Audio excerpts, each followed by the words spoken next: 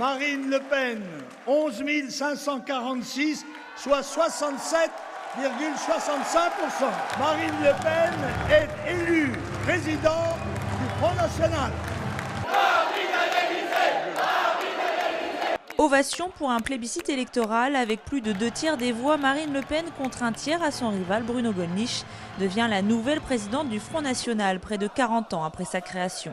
Émue, la Benjamine des filles Le Pen a longuement étreint son père qui laisse son siège à 82 ans. Mais le menhir ne se retire pas du FN, il en devient le président d'honneur.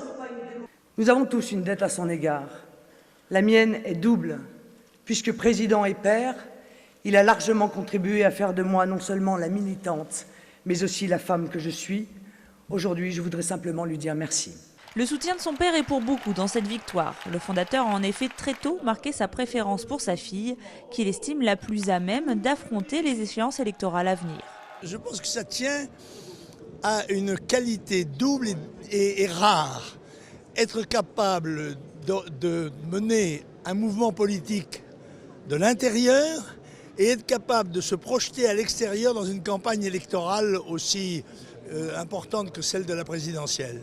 Car c'est clairement vers 2012 que se tourne la nouvelle présidente du Front National. Selon un sondage Via Voice à paraître lundi dans Libération, 13% des Français souhaitent qu'elle devienne présidente de la République. En comparaison, Nicolas Sarkozy ne convainc que 24% des sondés. Du coup, la nouvelle présidente du FN veut montrer un visage plus rassurant du parti pour fédérer les déçus du gouvernement. Il faut maintenant faire du Front National un outil pour reprendre le pouvoir des mains de ceux qui ont traîné notre si beau pays jusqu'ici, dans l'état où il se trouve aujourd'hui. Le Front National que je présiderai sera un parti renouvelé, ouvert et efficace. Renouveler le parti sans pour autant oublier les fondamentaux, la critique de la mondialisation et de l'islamisme, de quoi enflammer les quelques 2000 militants présents. Digne fille de son père, on sent que c'est la même lignée, c'est le même état d'esprit. À 42 ans, Marine Le Pen a devant elle plus d'1 an pour convaincre les électeurs.